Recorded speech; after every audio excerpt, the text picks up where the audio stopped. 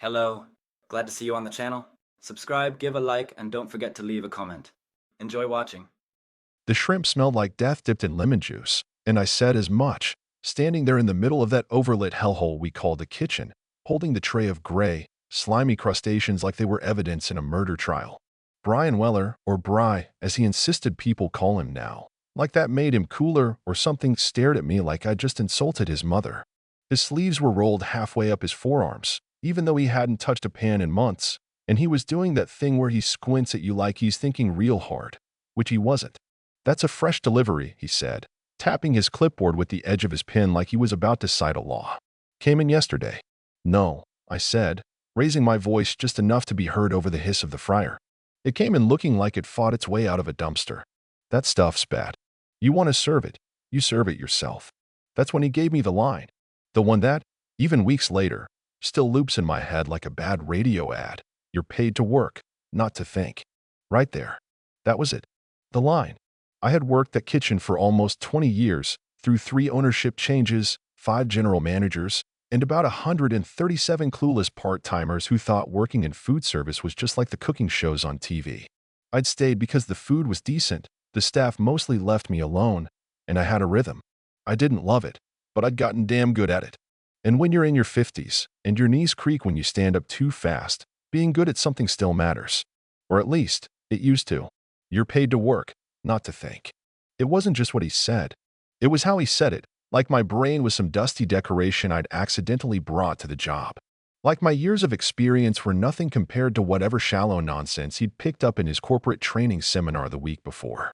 I put the tray down on the prep counter, untied my apron, and folded it slow, not because I was being dramatic, but because my hands were shaking and I needed a second to make sure I didn't chuck it in his face. "I'm not poisoning people for $9.50 an hour, Bry," I said. "And if that makes me difficult, then congratulations, you're gonna have one hell of a quiet kitchen tonight." He started saying something, probably the kind of nonsense guys like him think sounds like leadership, but I was already halfway out the swinging door. I stepped into the break room, grabbed my phone out of my locker, and scrolled down to the contact marked Dave, health guy, poker, with a shaky finger. Dave and I had played poker together on and off for years. One of those casual groups where nobody really won much, but you learned who bluffed and who didn't. Dave didn't bluff. Dave worked for the county health department. I texted 4 words, "You might want to swing by." Then I added the address, hit send, and sat in my car for 10 whole minutes just breathing, because I didn't know whether I'd just thrown away my job or done the only thing that made sense anymore. The funny part? I didn't even hate the job. I hated what it had become. The food used to matter. There was pride in sending out a steak cooked just right, or making sure a plate looked so good someone paused to take a picture. But ever since the restaurant got bought by that big investment group, Midwest Holdings or some generic suit name like that, everything changed. Fresh was too expensive. Training took too long. Suddenly it was about units per labor hour and inventory optimization and cutting costs in places no one should cut. Brian Weller was the golden boy they brought in to streamline operations, which really meant squeeze until it screams. He wore shiny shoes in a kitchen full of grease and had one of those smug little goatees that never quite connected. He never cooked, just hovered, corrected people on terminology, and made sure everyone knew he had corporate's ear. I should have walked months ago. Hell, maybe years. But you don't just leave when you've built your life around something, even if it's slowly rotting. You convince yourself things will get better, that the new guy will get fired, that someone upstairs will notice what's really going on. But they never do, because upstairs doesn't eat the food. So yeah, I walked. And I didn't look back, not really, but sitting there in that car, watching the rain smear the neon from the steakhouse sign across my windshield, I felt something twist in my gut. Not regret. Not yet. More like a realization.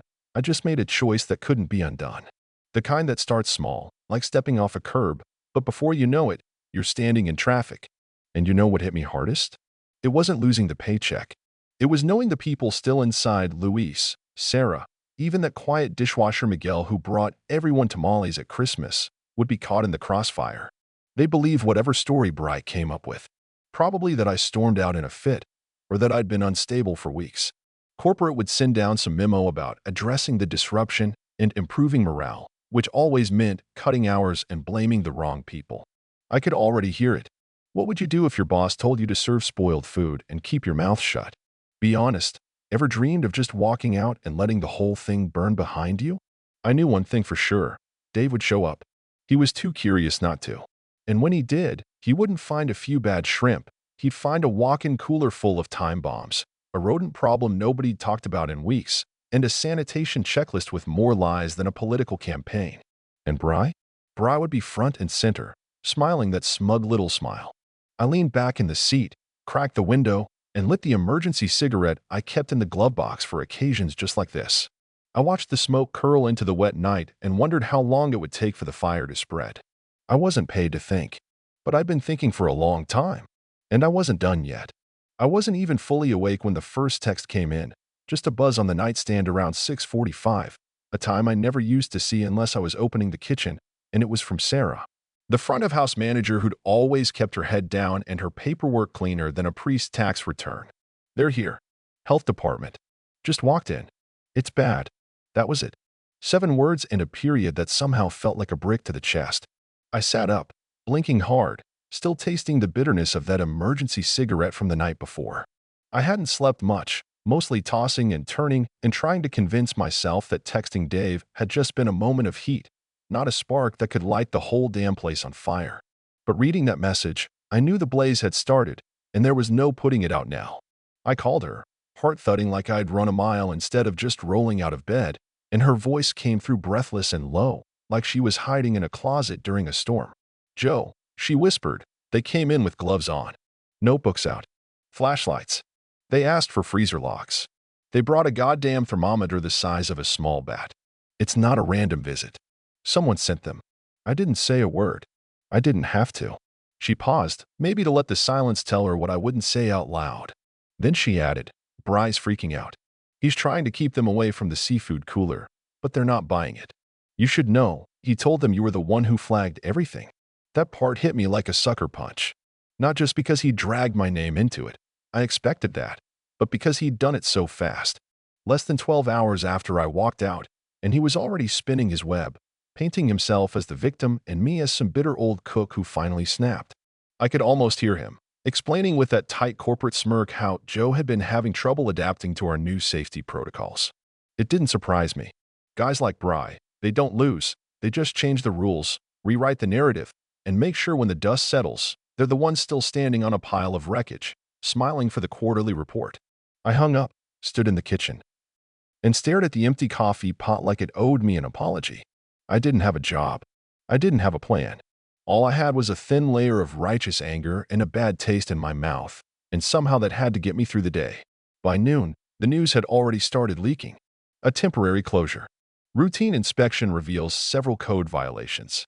A post on the local food blogger's Facebook page with the headline "Prime Rib, Prime Risk" went semi-viral in our town's small, gossip-hungry circle, and the comments lit up with theories.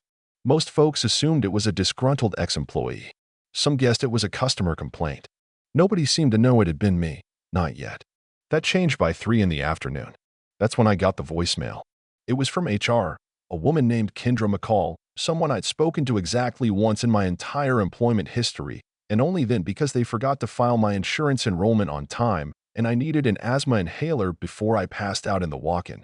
"Hi, Joe," her voice started, too cheery by half, like she was reading from a script she didn't write and didn't believe. "We've been informed of some serious allegations concerning yesterday's events at the Westfield location. We'd appreciate the opportunity to speak with you directly and gather your perspective. Please call us back at your earliest convenience." Perspective.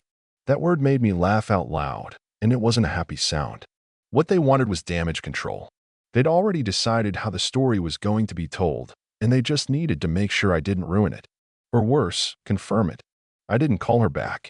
Instead, I got another message, this time from Miguel, the quiet dishwasher who barely said 5 words to anyone but always brought tamales from his aunt's kitchen every December. It said, "They told us you called the inspectors. Bryce said you sabotaged the walk-in. People are pissed, man." There it was. The new reality. I was the villain now. The guy who'd betrayed the team. Never mind the truth.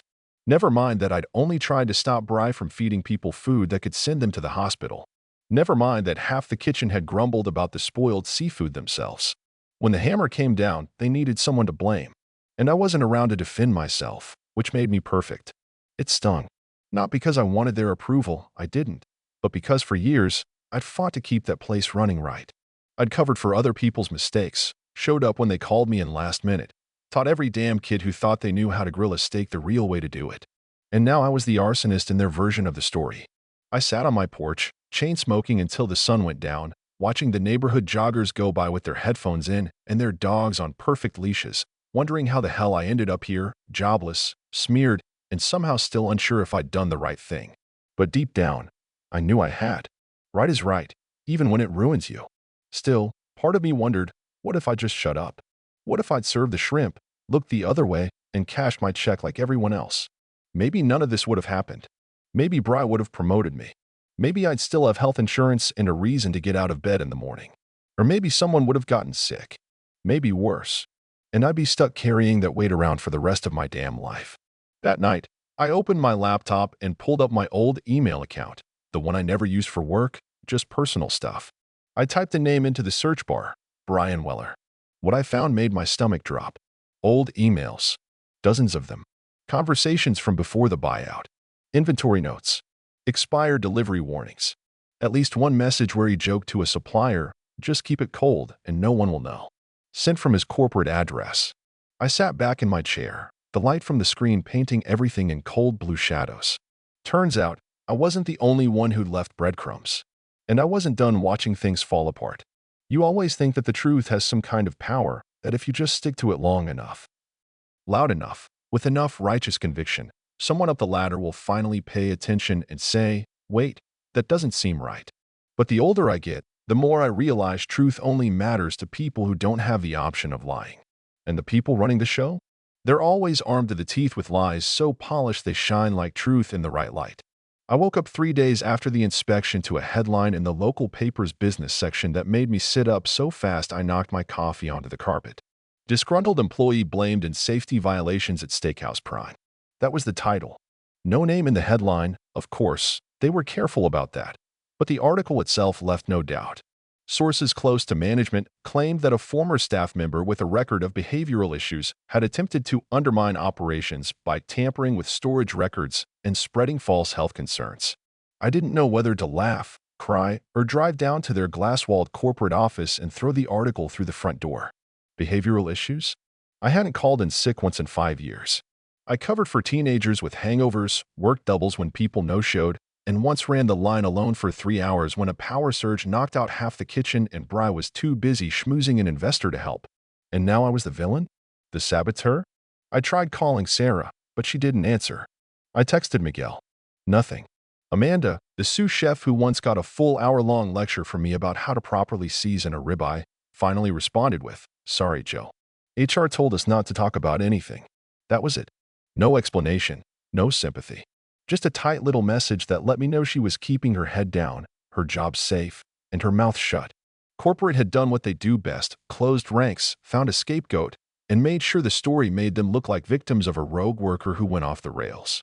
And I was supposed to disappear quietly into the background so they could get back to flipping overpriced steaks without anyone asking too many questions about where the meat came from or what the hell was happening in that walk-in cooler. But I wasn't built for disappearing. I didn't have much, no job, no legal team, no PR agency to spin things in my favor, but what I did have were receipts. Literal ones. Emails, printed invoices, old performance reports, supplier communications, and one very interesting memo from a month before the inspection in which Bry openly complained about over-strict food waste policies and suggested tolerating minor deviations in freshness to preserve profit margin. That memo had been sent to a regional director who replied with, "Do what you need to, just keep it quiet." That little exchange was buried in the middle of an email thread I'd saved by accident while cleaning out my inbox 2 months ago. At the time, I'd meant to delete it. Another piece of corporate BS I didn't want clogging up my brain, but something had made me drag it into a folder called, just in case. Maybe I knew back then I'd need it. Or maybe I'd just gotten lucky. Either way, now I had leverage. Problem was, I didn't know how to use it, not yet. I wasn't the kind of guy who filed lawsuits or made viral videos or called talk radio to scream about justice. I didn't even have a Twitter account. What I did have was time, rage, and a list of people who'd turned their backs on me faster than a dog turns on a bowl of gravy. And somewhere in that mix was a plan, still forming, still half-baked, but starting to come together with every insult the company fed the public. They didn't just fire me. They erased me.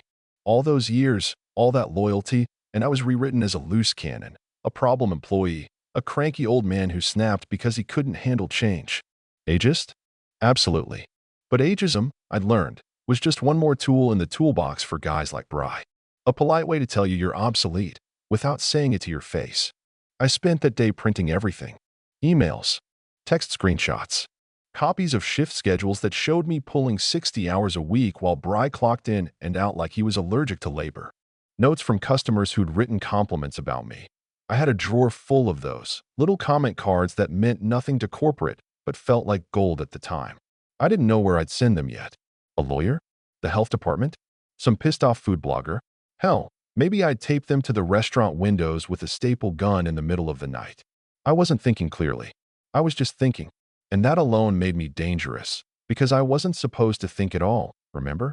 That night, I sat at my kitchen table, papers spread out like I was prepping for trial, and a thought crossed my mind that chilled me to the bone. This is what war looks like now. Not bullets, not blood, just PDFs and press releases, character assassination by press quote, the erasure of someone's life with a few well-timed leaks. But I wasn't out of cards yet. And somewhere out there, someone else must have seen through the lies. Someone who'd watched Bry cut corners and smile while doing it. Someone who'd been burned, like me. Maybe they were scared now. Maybe they were waiting for someone else to make the first move. So I decided I'd be the one. It wasn't about getting my job back. That ship had sailed and caught fire on the way out. It wasn't even about clearing my name anymore. It was about something bigger. Dignity, maybe. Or revenge. Probably both. Because if they were going to call me a problem, I might as well become one. You don't spend 20 years working in one kitchen without learning where every body's buried, every back door swings, and every lie gets rinsed down the drain like grease after a long shift. That's the thing nobody tells the suits. The ones who roll in with shiny belts and buzzwords about optimization and brand synergy. They think they're running the show because their name tags cost more than your weekly pay. But they don't realize that it's the lifers who remember where the bones are. And I was one of them. At least until Bry decided I was disposable. For the first few days after the smear campaign, I thought maybe I was crazy for trying to fight back. You know that feeling, right? Like maybe you imagine the rod in the walk-in. Maybe you misread the smirks from management. Maybe all of this was just some overblown reaction to a bad moment. But then I got the email from Amanda. Now Amanda was the kind of sous chef who didn't say much unless it mattered. She was younger than me by a good 20 years, but sharp. The kind of sharp that cuts both ways if you're not careful. She'd been fired 3 months before me. Budget cuts, they said, but we both knew it was because she'd started asking too many questions about the numbers in the weekly reports. She'd always had a funny look when Bry was around, like she was watching a rat walk across a clean floor and wondering how it got in. Her email wasn't long, but it came with an attachment. Saw what they said about you, she wrote. Thought you'd want this. It was an internal supply log spreadsheet, one she'd pulled right before she got canned. It listed inventory discrepancies going back half a year, marked up with quiet little notes like delivery date missing, invoice mismatch, and my personal favorite, use by date edited manually, not vendor error. There it was in black and white, the kind of thing that health inspectors dream about and lawyers love to staple to courtroom exhibits. It also showed something worse. Someone inside had been signing off on products long after their safe consumption dates, and not just once or twice. This was systemic. Someone, most likely Bry or someone under his thumb, had been adjusting records to keep the appearance of a clean, well-run kitchen while pushing spoiled goods out the door to save a few bucks on waste. And that someone had the nerve to blame me when the whole house of cards finally started to sway. I stared at those numbers like they were an old friend who finally confessed a secret, and I felt something shift in my chest. Not anger this time, but clarity. They wanted a villain, and I was ready to play the part, but I'd be damned if I wasn't going to bring some receipts to the party. So I called in the favor. Not from Dave, he'd already done his part, and dragging him any deeper could get him burned. This time, I called up Reggie. He used to be our weekend prep guy before he left to go work for a local food journalist who ran a podcast about restaurant culture and behind-the-scenes scandals. Reggie still owed me a favor from the time I covered his shift when his girlfriend went into labor 2 weeks early. I told him I had a story that would melt ears, and within the hour, he sent me an encrypted link to a drop folder. Upload everything, he said. Every receipt, every email, every oops in the chain. And I did. Every single piece of evidence went into that folder, the memos, the tampered logs, even screenshots of Bry texting me after hours about finding creative ways to stretch ingredients. I recorded a statement too, just my voice, rough from sleep and cheap whiskey, telling the story from start to finish. No script, just the truth, exactly how it happened. Reggie's boss uploaded it all under a pseudonym to avoid lawsuits, but people put the pieces together fast. Within 2 days, the podcast episode was circulating in food service forums, Reddit threads, even Facebook groups where burnt-out line cooks and cynical bartenders shared war stories about the industry. The story had legs, not just because it was juicy, but because it was true. And anyone who's worked in food for more than a week knows that kind of rot runs deeper than most folks will admit. Bry, for his part, tried to pretend it wasn't happening. At first, he went into damage control emails to staff reminding them of their confidentiality obligations, memos about external attempts to undermine our integrity, and a new rule banning phones in the kitchen, which was laughable because half the staff used their phones to clock in. Then came the real panic, a second visit from the health department, this time unannounced, prompted by an anonymous tip that, shockingly, matched all the details from the podcast. I wasn't there to see it, of course, but Sarah texted me that day with a simple line. He looked like he was going to cry. Apparently, Bry tried to blame a rogue employee, same old song, but the inspectors had questions about signatures, about timestamped emails, about why so many food safety forms had the exact same handwriting. It didn't help that someone, not me, I swear, leaked a video of him berating a teenage hostess for asking if she should still seat a couple who complained their steak was still moving. He told her, and I quote, "Shut up and smile or find a job folding sweaters." Yeah, that didn't go over well. By the end of the week, Steakhouse Prime was closed for renovations, a press-friendly way of saying, we're waiting for this scandal to blow over. Bry's name disappeared from the corporate directory. An email from HR confirmed that he was no longer with the company. They didn't apologize, didn't admit fault, just cut their losses and moved on like they always do. Me? I was still jobless, still living on black coffee, bruised pride, and the occasional good cigar when I felt like pretending I'd won something. But I felt lighter. Not free, not yet, but a little less weighed down by the bitterness that had settled in my chest since the day I walked out of that kitchen. Because sometimes revenge doesn't come with fireworks. Sometimes it's just a quiet smile when the bad guy trips on his own lie and face plants into the truth. And I was just getting started. There's a moment, right after you've pulled off something you weren't entirely sure you could do, something risky, messy, and maybe a little reckless, where you expect a kind of thunderous satisfaction to roll through your chest like applause at the end of a long play. But instead, all you feel is this hollow, echoing quiet, like walking into an empty theater after the curtains dropped and the lights are out. That's what the end of it felt like for me. Not victory, not celebration, just silence and the faint hum of reality settling back into place, stubborn as ever. The story went everywhere, more than I ever expected. Food blogs picked it up. Industry podcasts dissected it, and even a few regional news outlets ran segments about employee whistleblowers and health inspection failures in corporate chains. They never said my name. I was careful about that.